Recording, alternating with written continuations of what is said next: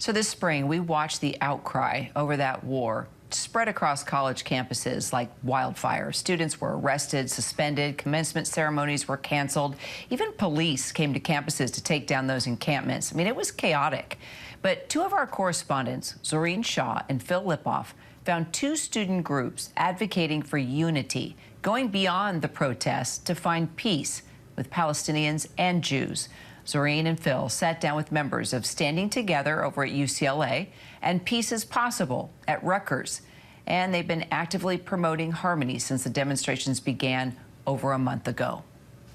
For months, we have seen anger, frustration, and division on college campuses over the Gaza war, but there have also been moments of hope as well. So my colleague Zoreen and I went on a search to find students who were coming together to unify. We know we are far from the heart of the conflict, and that makes it a bit easier to talk about, and we are certainly not naive to think that a few moments of positivity will bring peace to the Middle East. But without those moments, there is no path, and that path is hope. Yeah, Phil, hope is key in this moment. So you and I, we covered two coasts at two very different moments in the college campus protests. I interviewed one group at UCLA the very same week that there was violence and arrests at the school. And Phil, you went out weeks later once things had calmed down. And Phil, you and I are coming at the story from two communities that are often seen as very different, but we wanted to find common ground. You may not expect to hear this. Let's sit down and talk about it. We need ways to de-escalate. We need trauma healing. While you're seeing this. Student groups pushing for unity. For weeks, division dominated universities as pro-Palestinian protesters demanding schools cut ties with Israel and companies profiting from the Gaza war. But often unseen were images like this of Jewish and Palestinian students praying during Seder and Passover dinners at Columbia, or NYU professors guarding Muslim students during prayers.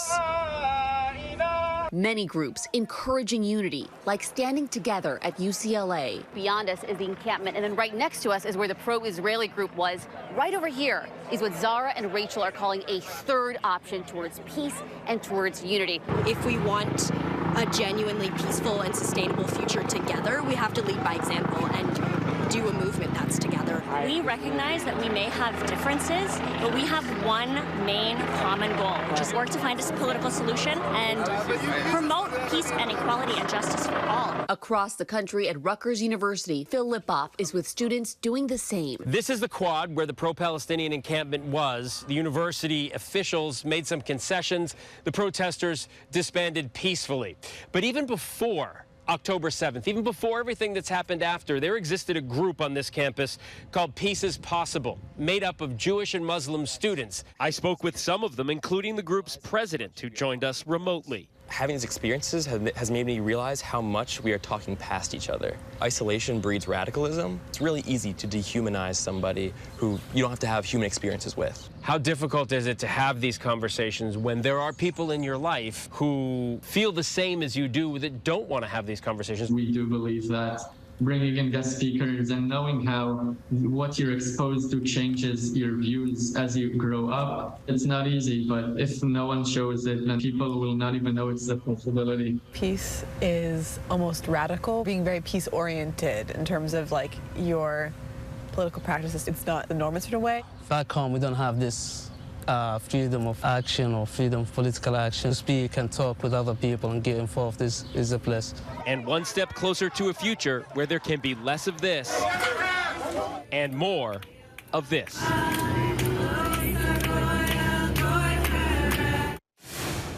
So even as we approach these summer months, we've seen that these protests on college campuses are continuing, and that makes the work that these few students are doing so much more important. Coming together on a mass scale, seeing each other eye to eye is how one day maybe we'll see peace when it comes to one of the oldest conflicts in the world. Yeah, Zoreen, that is certainly the hope of so many. The brutal reality of war and decades of conflict won't be easy to overcome. But the students you and I both spoke with say that is their lofty goal, taking it one step at a time, of course, making that first move of talking and trying to understand for the sake of so many across this world. Wouldn't it be incredible if they are successful? Phil, Zorine, guys, that was fantastic. Loved the joint report. Great coverage. Thank you so much.